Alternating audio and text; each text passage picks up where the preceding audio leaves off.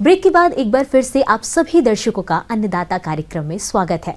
बढ़ते हैं अगली प्रस्तुति की ओर।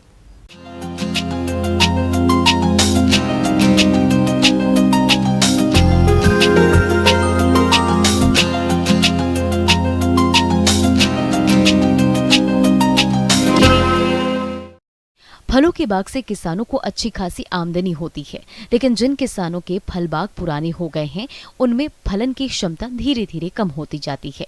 ऐसे में किसान इन फल बागों में कुछ प्रबंधनों को अपनाकर इन्हें फिर से हरा भरा और अच्छा फलन देने वाला बना सकते हैं। तो चलिए पुराने फल बागों के सही प्रबंधन के बारे में जानते हैं बिहार कृषि विश्वविद्यालय सबौर जिला भागलपुर की कृषि वैज्ञानिक डॉक्टर रूबी रानी से।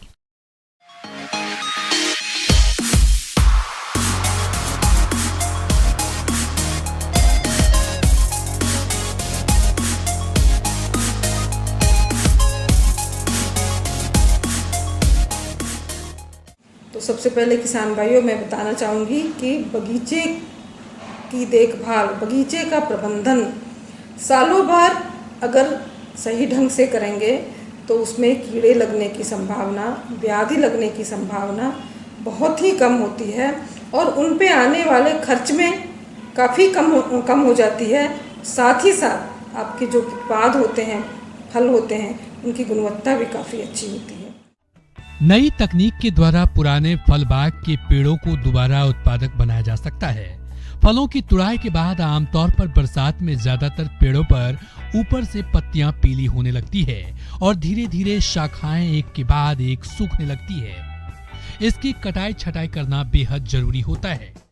इसके अलावा तुड़ाई के बाद अब पेड़ में जो भी टहनियाँ जो कि सूखी हैं, रोगग्रस्त हैं या व्याधिग्रस्त हैं, किसी तरह का उसमें कीड़े लगे हुए हैं, उन टहनियों की कटाई छटाई आप करते हैं। उसके बाद सबसे बड़ी बात है कि जब हम लोग क्या करते हैं कि बगीचे की तुड़ाई के बाद हम देखते हैं कि बहुत सारी टहनियाँ ज़मीन को छूती हुई रहती हैं।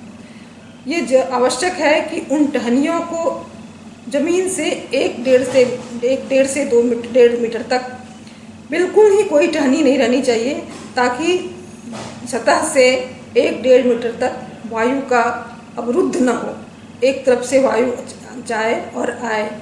अत्यधिक घनी टहनियाँ जो हैं उनकी भी कटाई छटाई कर दें, ताकि समुचित हवा एवं रोशनी पौधों के अंदर के भागों तक भी जाए।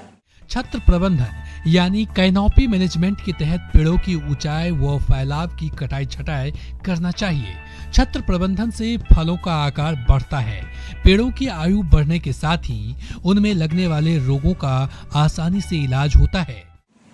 तुड़ाई के उपरांत जो भी टहनियाँ टूट के नीचे गिरे हैं उनको भी आप ले लें, और इस तरह से जो भी कटाई छटाई के उपरांत टहनियाँ गिरती हैं या तुड़ाई के उपरांत टहनियाँ नीचे गिरती हैं या फल गिरते हैं, पत्ते गिरते हैं, सारे को उठा करके आप बगीचे से दूर ले जा के जला दें या फिर बगीचे के दूर ले जा करके कहीं मिट्टी में उसको नीचे दबा के रख दें। एक बात और मैं कहना चाहूँगी कि अक्सर लोग करते क्या हैं कि बगीचे की फल तुड़ाई के बाद बगीचा यूँ ही छोड़ देते हैं, अक्टूबर नवंबर में सीधा जाते हैं और उसके बाद से खरपतवार का नियंत्रण करते हैं और फर्टिलाइजेशन वगैरह देते हैं, जो भी पोषण प्रबंधन करते हैं। मैं आपको बता दूं कि खरपतवार का नियंत्रण आप शुरू से करें। ऐसा करने से आपके बगीचे में लगने वाले 30 से 40% रोग कीट कम हो जाएंगे और उस पर होने वाले प्रबंधन में भी, खर्च में भी आपकी कमी आएगी। फलों की तुड़ाई के उपरांत अधिकांश फल बागों में अक्टूबर माह में खाद्य और उर्वरकों को दिया जाता है, जिससे पौधों की बढ़वार ठीक ढंग से होती है। वैसे तो फल बागों में खाद का प्रयोग पेड़ों की आयु अनुसार किया जाता है, लेकिन 4 से 5 वर्ष पुराने आम के बाग में प्रति पेड़ 40 ग्राम गोबर की खाद, 1 किलोग्राम यूरिया, SSP 450 ग्राम और 750 ग्राम पोटाश देना चाहिए। इसी प्रकार लीची के भाग में 40 ग्राम यूरिया, 750 ग्राम SSP, 500 ग्राम पोटाश, 50 बोरेक्स और 70 ग्राम जिंक सल्फेट प्रति वृक्ष देना चाहिए। अमरूद के भाग में 40 ग्राम गोबर की खाद, 400 ग्राम यूरिया, पोटाश और SSP 200 ग्राम प्रति पेड़ देना चाहिए। उर्वरकों की मात्रा का व्यवहार थाला बनाकर करना उचित रहता है। इसके इसके बाद कई हमारे राज्य में बहुत सारे बगीचे ऐसे भागों में हैं जहाँ पर कि नियमित रूप से बाढ़ आ जाती है। पानी 2-4 दिन भी कभी कभी ठहरता है, कभी कभी ज़्यादा दिन तक भी पानी रह सकता है। इसलिए वैसे क्षेत्र में जहाँ बाढ़ का पानी ज़्यादा दिन तक या कम दिन तक रहता है, उसमें पानी निकल जाने के बाद विशेष ध्यान देने की आवश्यकता होती है। वो जल्दी से जल्दी सूख जाए, इसलिए एक हल्की सी प्लाइंग कर दी है। खासकर पौधे के जड़ क्षेत्र में यह आवश्यक है कि थोड़ी गुड़ाई कर दें और आसपास के क्षेत्र में भी गुड़ाई कर दें ताकि पानी जल्दी से जल्दी सूख जाए।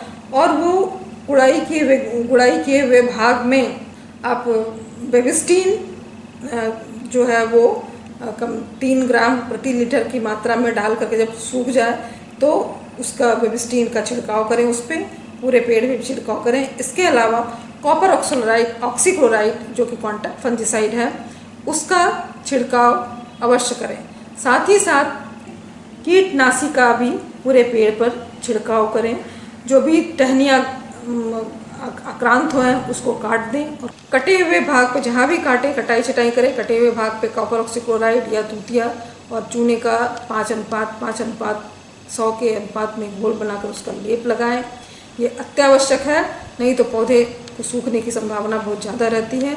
अगर तुड़ाई के उपरांत आप इस तरह का प्रबंधन करेंगे और इस तरह से उपचार करके आप अपने पौधे को बगीचे को स्वस्थ रख सकते हैं और साथ ही आप अच्छे उत्पाद भी प्राप्त कर सकते हैं।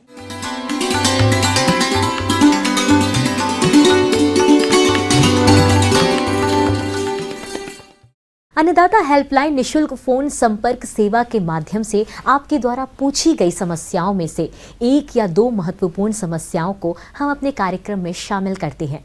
इसी के तहत आज की चयनित समस्या और उसका जवाब इस प्रकार है। अन्नदाता निशुल्क फोन संपर्क सेवा के माध्यम से पूछे गए प्रश्नों में से आज हमने जिस प्रश्न को कार्यक्रम में शामिल किया है उसे पूछा है ग्राम इकारी, जिला मधुबनी के कृषक कमलेश सिंह ने। ये मिर्च की फसल में रोग नियंत्रण के बारे में जानकारी चाहते हैं। तो कमलेश सिंह जी, आपकी जानकारी के लिए प्रस्तुत है कार्यक्रम का ये अंश।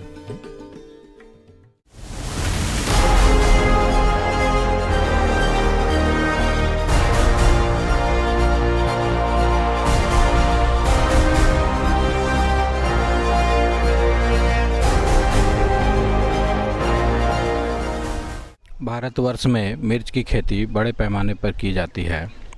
तो सर्वप्रथम मुख्य बीमारी आती है डैम्पिंग ऑफ, जिसको अर्धगलन रोग भी कहते हैं। ये मुख्यतः नर्सरी में लगने वाला रोग है। यह एक बीमारी जो है यह फफूंद जनित रोग है, जो मुख्यतः कारक है इसका पीथियम और फाइटोप्थोरा, जो एक फफूंद है, उसके कारण ये बहुत तेज़ी से फैलता है।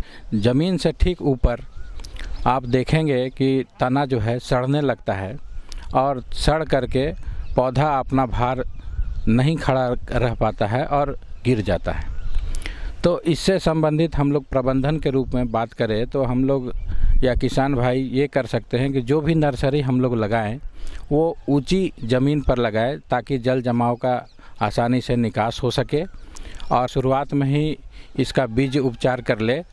कार्बेंडाजिम 2 ग्राम प्रति किलो बीज के हिसाब से इसको बीज उपचार करके अगर हम लोग लगाते हैं तो देखा जाता है कि डैम्पिंग ऑफ अर्धगलन की बीमारियां बहुत कम आती हैं।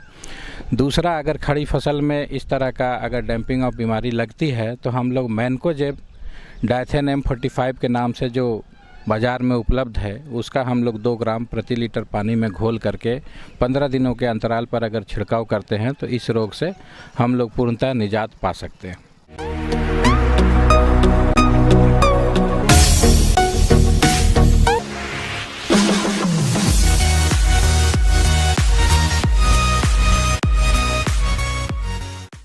राज्य की विभिन्न मंडियों में कृषि उत्पादों की चढ़ते उतरते बाजार भाव की संक्षिप्त जानकारी इस प्रकार है।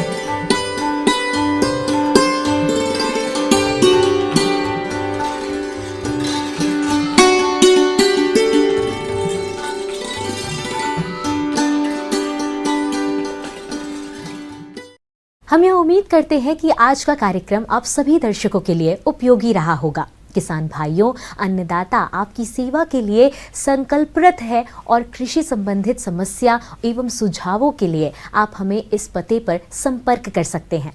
प्रोड्यूसर अन्नदाता, news 18, Bihar Jharkhand, Ramoji film city, Hyderabad 501512। साथ ही आप हमें ईमेल कर सकते हैं। हमारा ईमेल है p18annadatabihar@nw18.com। इसके अतिरिक्त आप हमें निशुल्क हेल्पलाइन नंबर 180088926163 पर सोमवार से शनिवार सुबह 10 से शाम 4 बजे के बीच संपर्क कर सकते हैं। फिलहाल अन्नदाता की पूरी टीम को इजाजत दीजिए। कल फिर इसी समय आपसे मुलाकात होगी कृषि संबंधित कुछ और महत्वपूर्ण जानकारियों के साथ। नमस्कार।